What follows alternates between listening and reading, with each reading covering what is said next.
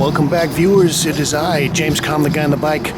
But I'm not on the bike today because my bike is in the shop. But today we are at Cheim and Reed. And for all you paint heads, we got a real special treat. We're going to run in and take a look at the latest exhibition by Jonathan Lasker.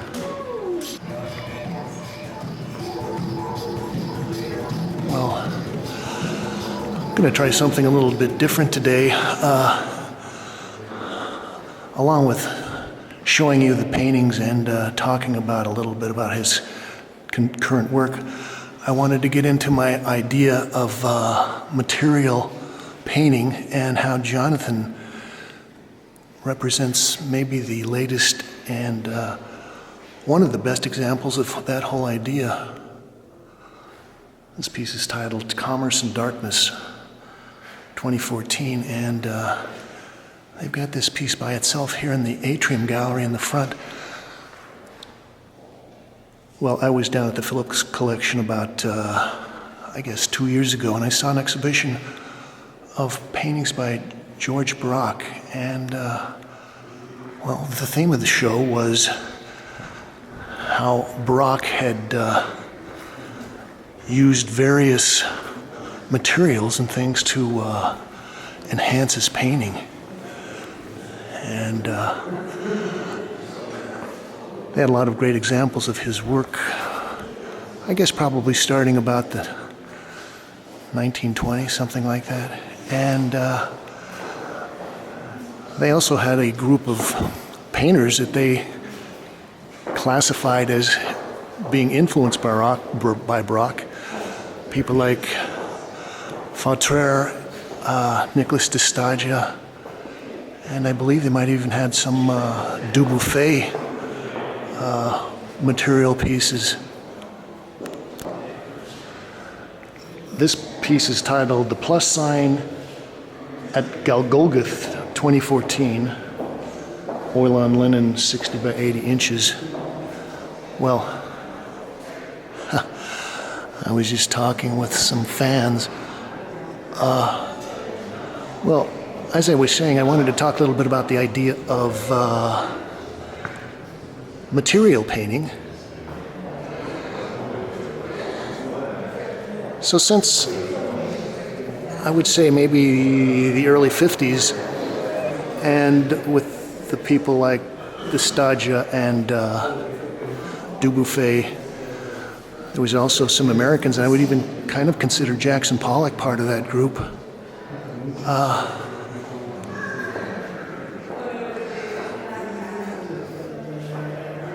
They've also been doing work that kind of deals with paint as more than just an optical tool. And I was reading Jonathan's press release, and a lot of it sounds kind of like he's taking some of the philosophical views of people like Kant, and sort of he was saying something like he constructs these pieces so that the viewers will become conscious of them being viewers. I think that the contrast that he gets between the very thinly painted drawing sections and the paintings are so appealing, because you really appreciate the thick matter of these paint things when you compare them to a very, almost looks like a silkscreen drawing section. This is an interesting piece because it's like he's taken a line of repeated sketches And then he's done a large version of it here. There's a smaller version. And this, in a lot of ways, kind of mimics his practice, because a lot of these pieces he does various versions of them. Maybe he starts out with a sketch and then does maybe a small painting. This is, I think, maybe the largest piece in the show.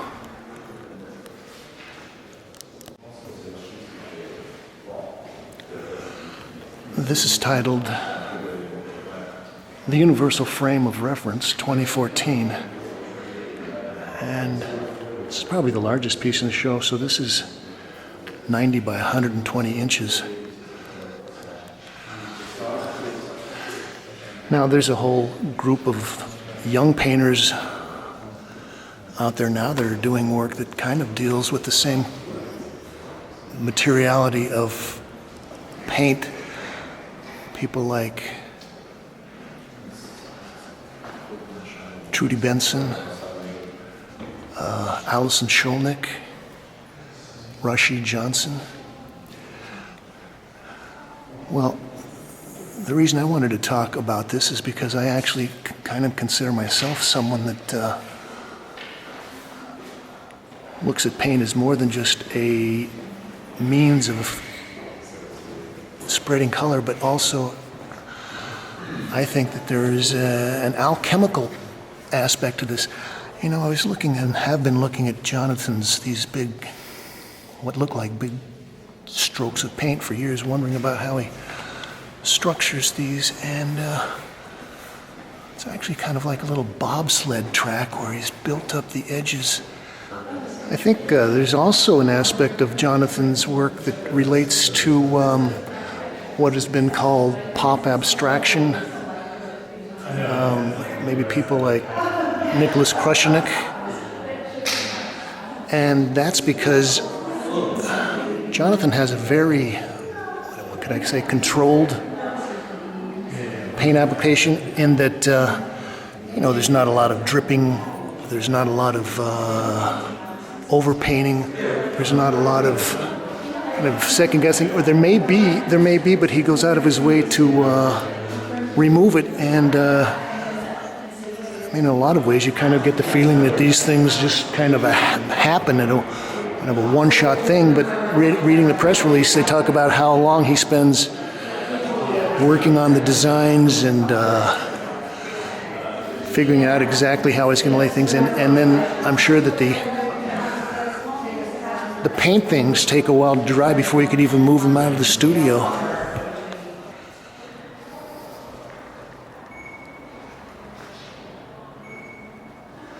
It's titled Pictorial Objects, 2014.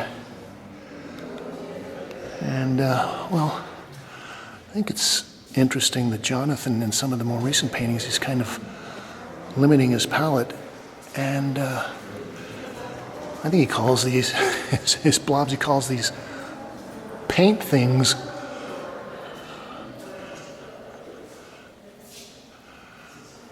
So here again, we've got our nice slab of paint, but rather than kind of chunks of paint sticking out, he's actually kind of cut into this slab with these black brush strokes. Now, I don't know, for any of you that are painters, you realize how hard it is to keep things looking this fresh. And I almost get the feeling that a lot of the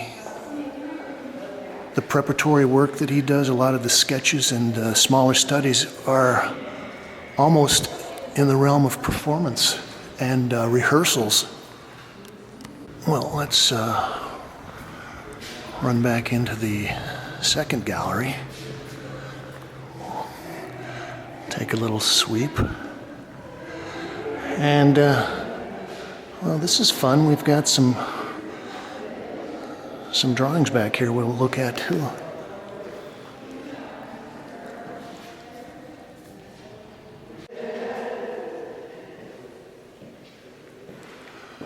This is another large piece.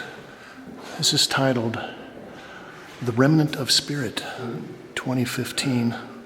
oil on linen, 75 by 100 inches. And, well, this is kind of an interesting development because he's kind of eliminated his linear elements, some of the black line stuff.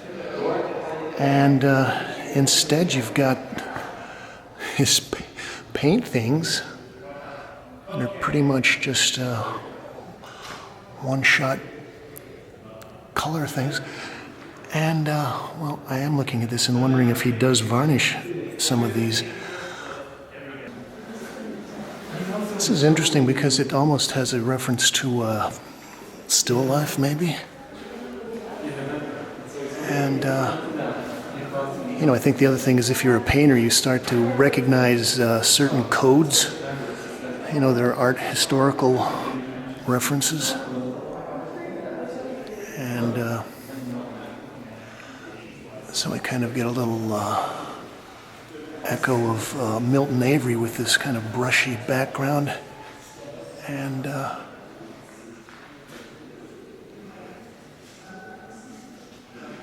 and the kind of the still life aspect made me think of Fairfield Porter.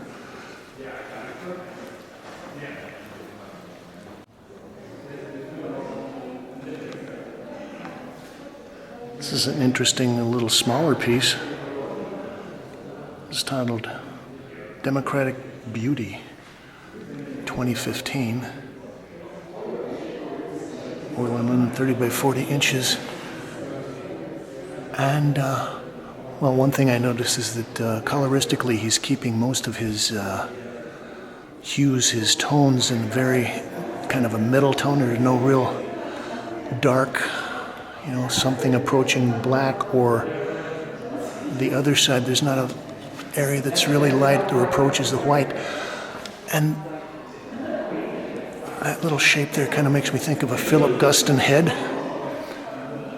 And well, this little paint thing is a kind of a different category than I'm used to seeing. We'll just run down the drawings. These are all untitled.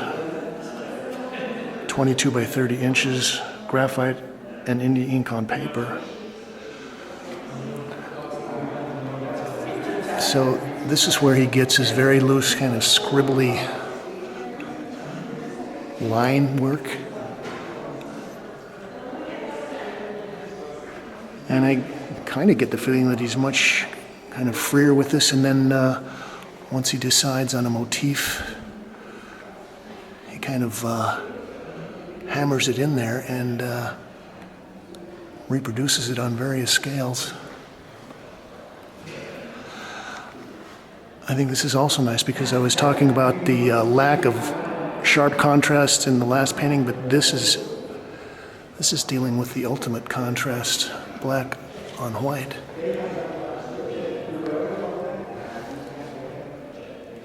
Well, we'll step in the last gallery. Actually, I like this. These paintings are so luscious and physical that it would tempt a lot of people to want to reach out and touch them.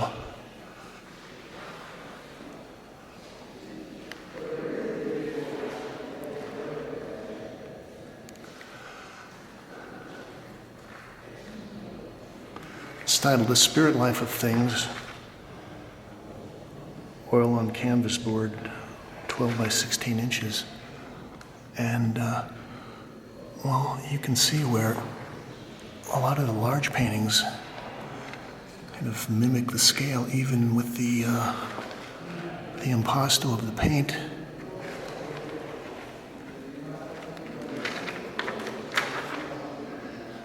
This is titled Trust Over Truth. It's also 12 by 16.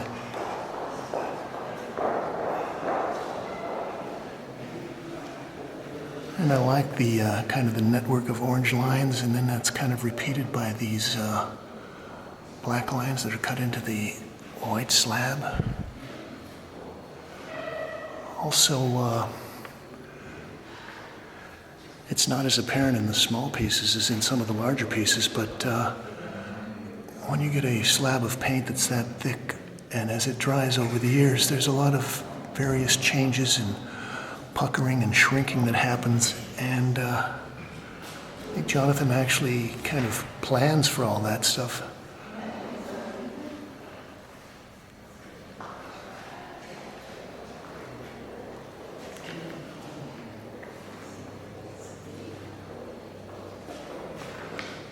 This is titled The End of Relevance,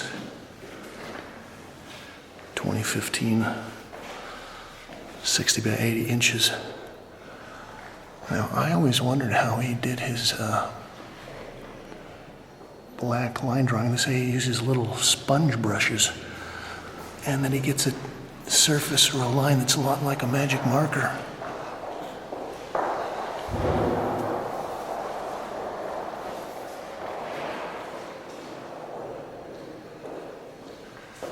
And, well, I love the way that he's able to take the line and really make it into a physical kind of a thing. It's always been a challenge, is how would you convert color into line?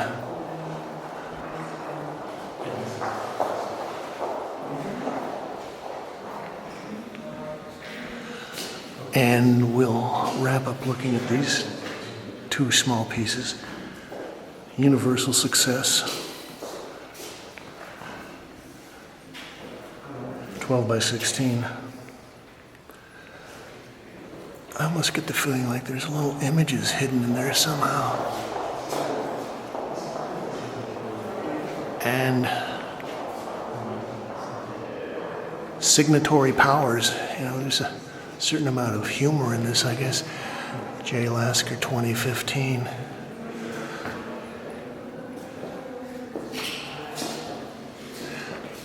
There's some of the puckering.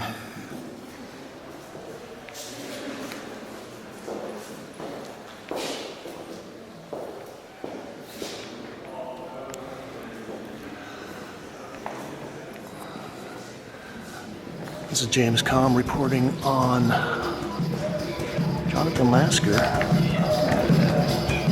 the Cheim and Reed, 547 West 25th Street, on the western edge of Chelsea. Say it with me, people. Thank you, Kate.